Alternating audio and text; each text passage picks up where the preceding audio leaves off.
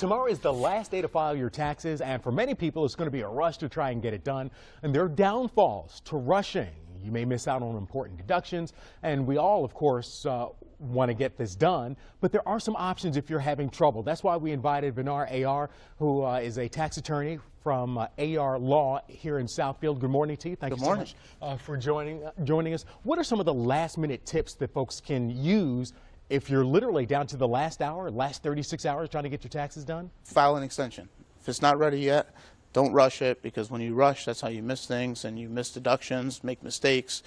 It's easy. Anybody can get an extension. You just have to file Form 4868, put it in the mail, gives you 6 more months to file your return. And is it considered late at that point if you file the extension? It is not late, but it's an extension of time to file, not an extension of time to pay. So you could still be on the hook for some penalties for paying late, but those penalties are not as much as the penalties for filing late.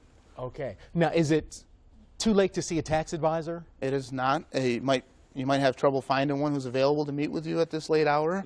That's where the extension comes in. If you call one and you have one picked out, they'll probably file the extension for you, and you can go back after tax season and see them and get it all done. All right. Now, what if you can't pay the money? So let's say I've done my taxes, like, oh, I owe this much money. What are some of the common mistakes that people make, and how do you avoid those mistakes? The biggest mistake I see people make is that they get the sticker shock on the bill and they just don't send in the return. The penalty for not filing is 5% per month of what's due, up to 25%. And the other mistake people make is they kind of bury their head in the sand and they don't deal with the problem. It's important to remember that there's always options. The IRS will work with you and give you something that fits within your budget. The way it works, come up with a payment plan? Absolutely, a payment plan or a settlement, or some people can get into what's called non-collectible status. That's where they acknowledge that you simply can't afford to pay them and they agree to leave you alone. But you have to work with them. You have to tell them how much you're making and how much your bills are, and open up the books and show them what you really can and can't afford, and they'll work with you. All right. Now, what are some of the tax scams? Because this is a time of year people are rushing, and I guess if you're rushing and it's the last minute, you might be more susceptible to scams. Yeah, there's a lot of identity theft and phishing websites going around this time of year.